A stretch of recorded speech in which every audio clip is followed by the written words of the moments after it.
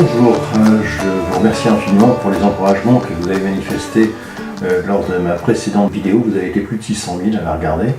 Je ne pensais pas revenir sur le sujet des masques, il me semblait qu'il y avait des choses plus importantes et plus intéressantes, mais je voudrais aujourd'hui vous parler du masque comme un poison lent et je vais vous montrer que son usage devient très vite problématique. Alors je vous demande une minute, je vais faire une expérience rudimentaire devant vous et vous allez pouvoir vérifier par vous-même, vous allez être surpris. J'ai fait cette expérience en voyant revenir à la maison l'une de mes filles qui évoquait des malaises avec le port du masque toute la journée et aussi des démangeaisons autour de la bouche. Alors pour éviter le biais expérimental, je prends un bocal en verre, vous pouvez insérer un détecteur de gaz à une extrémité du masque, en le tenant sans le coller, je mets le masque, et de l'autre je vais souffler et aspirer uniquement par la bouche. Alors patientez un tout petit peu et regardez bien ce qui arrive. Voilà, nous y sommes. Vous pouvez voir, les voyants sont au vert. Et maintenant, je vais souffler et aspirer en permanence.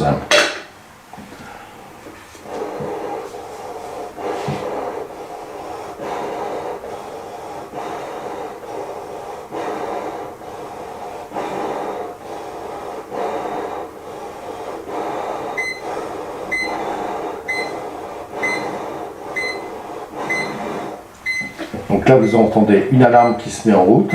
Et bien, c'est extrêmement simple. Donc nous avons deux alarmes en fait qui se mettent en place. Donc là évidemment dès que j'ouvre elles ralentissent. Il s'agit d'une alarme au formaldéhyde et d'une alarme de COV, composé organique volatile, en l'occurrence ici du toluène. Mais donc ces alarmes se mettent en route, vous avez vu, très rapidement.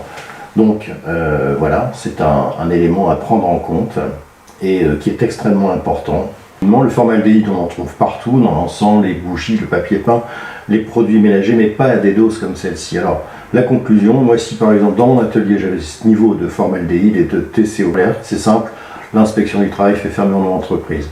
Et donc si vous êtes chef d'entreprise, faites expérience vous-même, parce que dans quelques années, peut-être qu'on vous reprochera de n'avoir pris aucune mesure pour vos salariés qui auront un cancer de la gorge ou autre.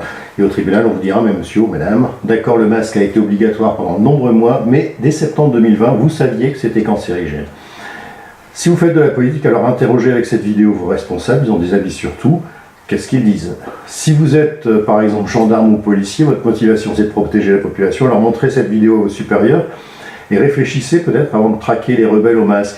Je pense que les Français ont d'autres priorités. Si vous êtes enseignant, c'est pareil. Avant d'envoyer un mail ou un message incendiaire aux parents d'élèves parce que le masque est mal porté par l'élève, voilà, il faut peut-être réfléchir.